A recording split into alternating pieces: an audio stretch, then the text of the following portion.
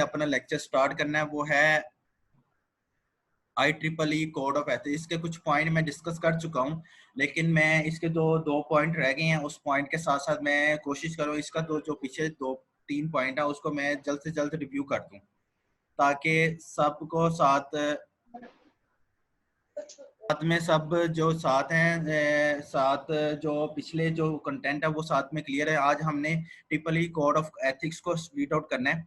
सबसे पहले ये एक्शन, जो पहला आपका पॉइंट मैंने लास्ट टाइम बताया था, एक्शन के पॉइंट ऑफ व्यू से, मैंने आपको ये बताया था कि एक्शन दो तरीके के हो सकते हैं। या तो पब्लिकली हो सकते हैं, मैं जल्दी से रिव्यू करवाऊंगा इसका। या तो पब्लिकली हो सकते हैं, या वो कंटेंट जो है आपका एक्शन जो है क्लाइंट और एम्प्लॉयर के हिसाब से भी होते हैं। मैंने लास्ट टाइम बताया था कि अगर वह एक्शन जो है पब्लिकली हो तो वो एज ए सॉफ्टवेयर इंजीनियर जो है कैसे परफॉर्म करेगा। जाहिर सी बात है, सॉफ्टवेयर इंजीनियर अपनी परफॉर्मेंस जो है पब्लिक इंटरेस्ट के तौर पर देगा ना। अगर उसका कोई भी काम पब्लिक इंटरेस्ट के साथ नहीं है तो ना तो वो सर्वाइव कर सकता है, ना वो अपनी सक्सेस किसी किस्म की हासिल कर सकता है। पहली बात। दूसरी बात मैंने ये की थी क्लाइंट एंड एम्प्लॉयर की। क्लाइंट और एम्प्लॉयर ये बहुत इंपॉर्टेंट है एक्शन पॉइंट ऑफ व्यू के हिसाब से। IEEE कोड ऑफ एथिक्स के हिसाब से, IEEE मैंने आपको स्टैंड फॉर बताया था, institute of electrical and electronics engineers. इसके मुताबिक इन्होंने कुछ पॉइंट्स अपने रूल्स एंड रेगुलेशन में फॉलो करवाते हैं। उसमें जो पॉइंट्स है उसको हम स्टडी आउट कर रहे हैं, जैसा कि हमने पहले स्टडी आउट किया पब्लिक के हिसाब से, सेकंड स्टडी कर रहे हैं क्लाइंट एम्प्लॉयर के हिसाब से। एक ये SE का मतलब सॉफ्टवेयर इंजीनियर। इसमें भी सॉफ्टवेयर इंजीनियर अपना एक्शन जो परफॉर्म इस मायने में करेगा कि क्लाइंट और एम्प्लॉयर आपस में सेटिस्फेक्शन उनमें बहुत इंपॉर्टेंट है, आपस में सेटिस्फाइड हो, जो जो टास्क उनके दिया जा रहा है वो फुलफिल करें और उसके मुताबिक अपना काम कंटिन्यू करें। अच्छा, नेक्स्ट जो है हमारे पास स्लाइड्स जो हमने रीड आउट की हुई है पहले से, मैं इसको रिव्यू करवा रहा हूँ। नेक्स्ट है हमारे पास प्रोडक्ट के हिसाब से मैंने आपको ये बताया था कि हमारे पास IEEE कोड ऑफ एथिक्स उस रूल्स एंड रेगुलेशन में प्रोडक्ट पर क्या असरअंदाज का होता है। वो ये है कि सॉफ्टवेयर इंजीनियर इस बात का इंश्योर कर ले कि उसकी जो प्रोडक्ट है ना वो प्रोफेशनल के हिसाब से बिल्कुल ठीक है और उसकी जो क्वालिटी है वो हाई स्टैंडर्ड को मीट करती हो। सिंपल वर्ड में, सॉफ्टवेयर इंजीनियर का जो भी सॉफ्टवेयर वो बना रहा है, या सॉफ्टवेयर इंजीनियर हो सकता है, मैंने लास्ट टाइम बताया था सॉफ्टवेयर इंजीनियर भी हो सकता है और फील्ड भी हो सकती है, जैसे बिजनेसमैन हो गया, आपका डॉक्टर्स हो गए, नर्सिस हो गई, या कोई बिजनेसमैन के अलावा कोई भी जॉब, ऐसी जॉब जो कि किसी ऑर्गेनाइजेशन में जाके की जा सकती है। तो जाहिर सी बात है वहां पर कोई ना कोई प्रोडक्ट तो तैयार होगा। वो प्रोडक्ट प्रोफेशनल के हिसाब से बेस्ट होना चाहिए, वो प्रोडक्ट क्वालिटी के हिसाब से बेस्ट होना चाहिए, तभी जाके आपको रेटिंग मिलती है। सेकंड जो थर्ड पॉइंट है वो मैंने डिस्कस किया था हायरार्की का। ये बेस करती है जजमेंट के तौर पर और ये बेस करती है मैनेजमेंट के तौर पर। आइए जजमेंट और मैनेजमेंट के बारे में डिस्कस करते हैं।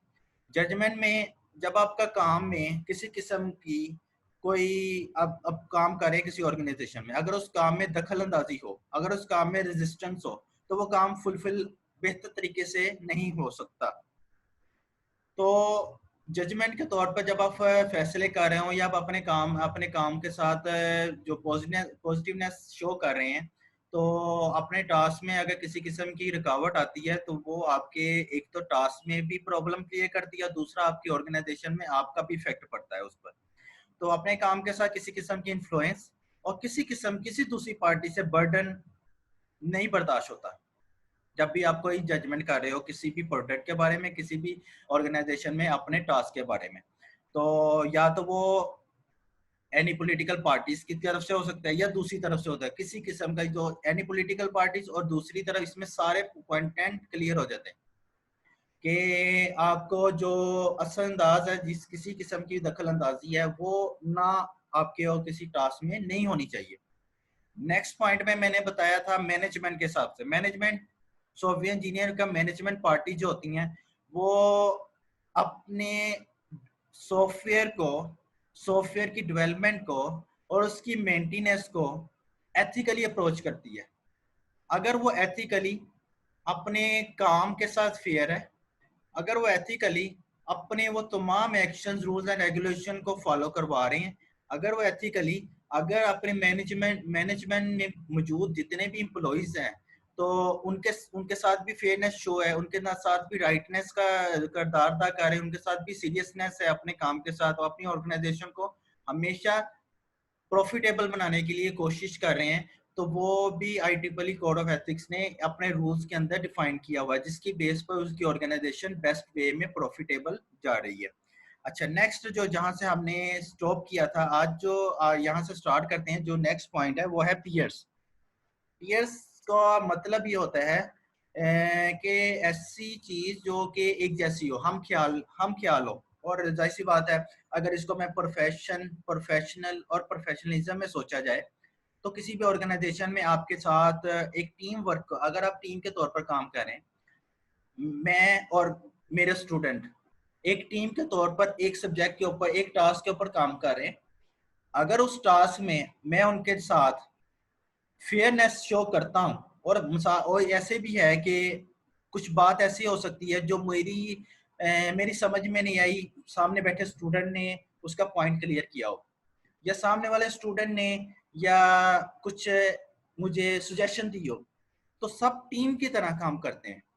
अगर टीम की तरह काम किया जाए तो वो भी आपके ऑर्गेनाइजेशन में पॉजिटिवनेस लेकर आती है, 100% लेकर आती है। कभी किसी को छोटा बड़ा नहीं समझना चाहिए।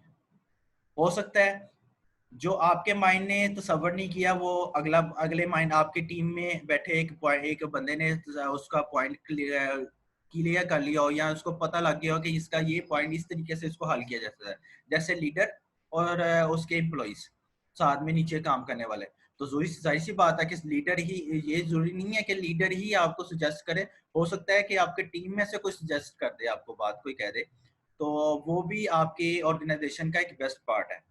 पीयर्स के मुताबिक ये बेस करती है आपके प्रोफेशन के हिसाब से और आपके क्लीग के हिसाब से। देखिए वो वहां पर आपकी बात जुड़ गई प्रोफेशन के हिसाब से, अगर आपका कोई पेशा है, अगर उसके मुताबिक, क्योंकि जब आप किसी ऑर्गेनाइजेशन में जाते हैं, जो आप टीम पर होते हैं वो एक ही प्रोफेशन के तौर पर काम कर रहे होते हैं।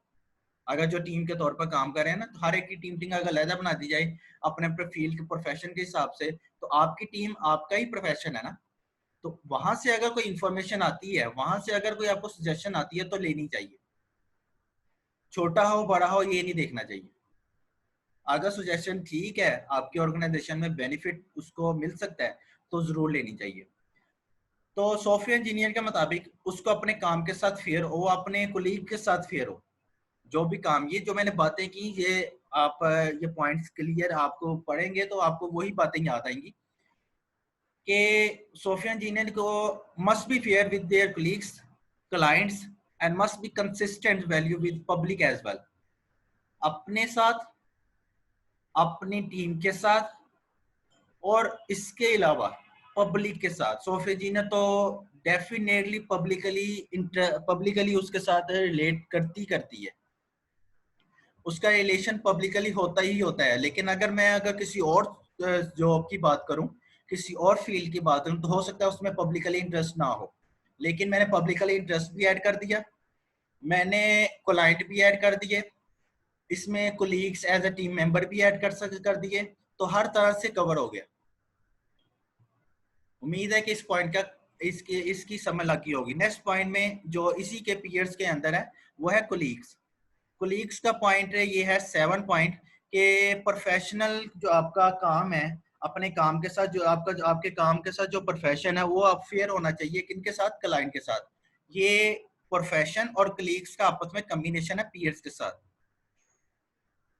मतलब यही कहने का मतलब यही है, दोनों पॉइंट से यही मतलब निकले हैं कि अपने क्लाइंट्स, अपने कोलीग्स और पब्लिक के साथ फेयरनेस शो करना।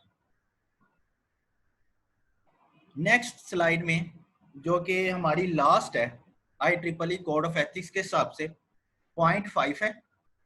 उसके अंदर ये जो मैंने नंबरिंग लिखी हुई है, ये नंबरिंग मुझे जो मैंने नेक्स्ट टॉपिक के लिए पढ़ाना है उसमें ये पॉइंट का जिक्र होना है, इसलिए मैं इसके पॉइंट डिफाइन किए गए हैं। लेकिन जो IEEE कोड के जो पॉइंट्स हैं वो हैं, पहला एक्शन, दूसरा प्रोडक्ट, तीसरा हायरार्की, चौथा पीयर्स, पांचवा सेल्फ। ये 5 पॉइंट्स हैं। इसके अंदर जो है 8 पॉइंट टोटल, इसके अगर मैं काउंट किए हैं 8 पॉइंट है। लास्ट पॉइंट है सेल्फ के हिसाब से। अगर कोई सॉफ्टवेयर इंजीनियर अपना कोई प्रोफेशनल टास्क परफॉर्म कर रहा है, तो एक बात तो अगर मैं इससे हटकर बात करूं, तो हमें, और यहाँ तक कि हमारे जो होली बुक है उसमें भी मेंशन है कि पैदा होने से लेकर कब्र तक कुछ ना कुछ लर्न करते रहना चाहिए। और ये अगर ना भी करें तो इंसान की जिंदगी में सीखने का अमल कभी एंड खत्म नहीं होता। चाहे वो बच्चा है, चाहे वो जवान है, चाहे वो बुढ़ापे में चला गया, लर्निंग और प्रैक्टिस का काम कभी एंड नहीं होता। लर्निंग तो एंड होती ही नहीं, सीखने का अमल। हाँ, ये हो सकता है कि प्लेटफॉर्म कभी कभी ऐसे हो जाते हैं कि कुछ को बहुत पहले मिल जाते हैं, कुछ को प्लेटफॉर्म मिड में मिलते हैं, कुछ को प्लेटफॉर्म एंड पर मिल जाते हैं, वो किसी थ्रू भी मिलते हैं। लेकिन इस किस्म की हार्डनेस नहीं शो करते कि आया कि वो मेरे सामने वाले को ये बात पता थी, मुझे बात नहीं पता। और ये बात वो बात होती है कि जिसमें आप लोगों को वो बंदा एक तो डिसहार्ड हो जाता है, और अपने काम के साथ उसके मसला क्रिएट हो जाता है, प्रॉब्लम क्रिएट होती है, और वो डिप्रेशन का शिकार हो जाता है। तो अगर आपको जिंदगी में ये बात अपने दिमाग में सेट कर लें, माइंड में ये रखें कि जब भी आपको किसी किस्म की नॉलेज मिले जो आपको नहीं पता, तो शुक्र अदा करें। ये चीज ना मेंशन कीजिएगा और अपने माइंड में ना सेट कीजिएगा कि फलां बंदे को ये नॉलेज है, मुझे अब क्यों आई है। मुझे बाज का ऐसे हो सकता है कि मैं एज ए टीचर, मुझे बाज ऐसी बातें या ऐसे काम मुझे स्टूडेंट से पता लगे तो मैं लेता हूं। इसमें कोई मेरे शर्म वाली बात नहीं है। लेकिन अगर आपको कोई नॉलेज मिलती है, उसको हासिल करें पॉजिटिव। और अगर आपको उसकी पता है, तो अगर उस बात का पता है तो उसको ये शो ना कराएं। हाँ, किसी तरह मैनेज करें, प्रोफेशनली किसी तरह मैनेज करें। ये ना देखें हाँ मुझे पता थी, पहले बात पता थी, मुझे क्यों बता रहे हो।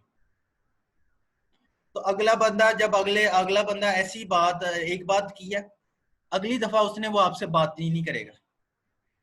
ये वो बातें हैं जब आप किसी ऑर्गेनाइजेशन में काम करने जाएंगे आपके काम आएंगी। ये मैं अपने एक्सपीरियंस से बता रहा हूँ, और जो बातें की हैं एग्जैक्टली ऐसे ही हो रहा है। हमें अपनी सोच को पॉजिटिव करना चाहिए। जब अपनी सोच पॉजिटिव होगी और अपनी सोच पॉजिटिव रख के अगले से बात करेंगे, तो अगर वो नेगेटिव भी होगा ना, तो कभी ना कभी वो पॉजिटिव हो जरूर होगा। ये बात 100% करेक्ट है। अपनी पहचान से दूसरे की पहचान बनाए। अपनी पहचान जब दूसरे के माइंड में सेट करेंगे ना कि फलां बंदा ऐसे है, इसके साथ इस तमीज के दायरे में बात करनी है, और ये फलां बंदा बदतमीज है, इससे बदतमीजी के तौर पर बात करनी है। फलां अगर कोई एज ए अपने फैमिली मेंबर्स हैं, उनसे मैंने कैसे बात करनी है, ये तमीज के दायरे भी यही सिखाता है।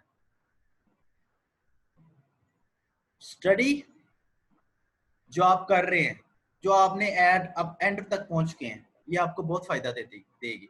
ये आपको तमीज भी सिखाती है, जरूरी नहीं कि सिर्फ स्टडी सिखाती है। और यहाँ पर अगर कोई बंदा कहता है, जो लास्ट टाइम भी रिव्यूज में था, कि डिग्रीज मैटर्स करती है, जब तक आपके हाथ में कोई स्किल्स नहीं है तो डिग्री किसी काम की नहीं।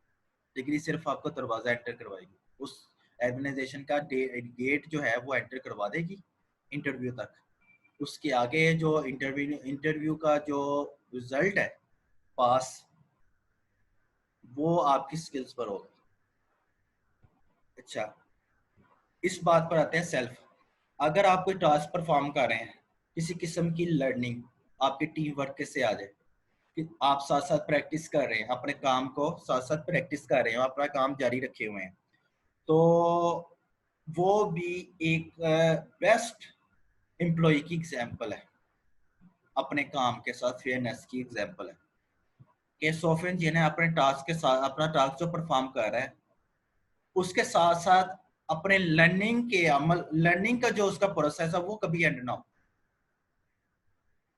कि जितना सीख लिया काफी है, नहीं, और भी सीखने को मिले तो ले, और प्रैक्टिस करता रहे अपने काम को। जब आप प्रैक्टिस करना छोड़ देते हैं तो आपके लिए वो टॉपिक जो आपने पहले रीड आउट किया होता है वो थोड़ा थोड़ा स्किप होने लग जाता है। और यही एथिकली अप्रोच है जो आपके किसी प्रोफेशन में अगर आप इसको अपनाते हैं तो आपकी इस यही एथिकली अप्रोच आपके प्रोफेशन है आपको आपको बेस्ट बनाती है। ये थे कुछ point IEEE code of ethics के हिसाब से। अब नेक्स्ट जो हमारे पास है, ये हमने लास्ट जो टॉपिक पढ़ा वो है IEEE कोड ऑफ एथिक्स। अब जो हम डिस्कस करने जा रहे हैं वो है principles of IEEE code of ethics. First point में देखिए लिखा, जो अब पिछले हमने IEEE कोड ऑफ एथिक्स पढ़ा, उसमें जो मैंने 8 पॉइंट्स मेंशन किए थे वो उनके जो वो इस principle of IEEE code of ethics में फॉल करते हैं। उसको मद्देनजर रखते हुए हम इस प्रिंसिपल की समझ लेंगे, इस प्रिंसिपल को समझेंगे। इनके कुछ असूल्स हैं, रूल्स एंड रेगुलेशन है, जिसको हम वो पॉइंट्स को साथ देखें। IEEE कोड ऑफ एथिक्स में पहले ही बताया, उनके कुछ रूल्स हैं, रेगुलेशन है, जिसको फॉलो करके हम कोई काम करते हैं। अगर हम ये 5 पॉइंट जो पीछे हमने डिस्कस किए हैं अगर इसको कंटिन्यू रखें, उस कंटिन्यू से ये फायदा होगा कि जब ये स्टडी करेंगे कि हम अगर ACM के तौर पर काम करें, हम उसके जनरल के तौर पर काम करें, हम उसके स्पेशल पर्सन है तो तब क्या काम करें, हर एक बंदे के लिए वो 5 पॉइंट इंपॉर्टेंट है।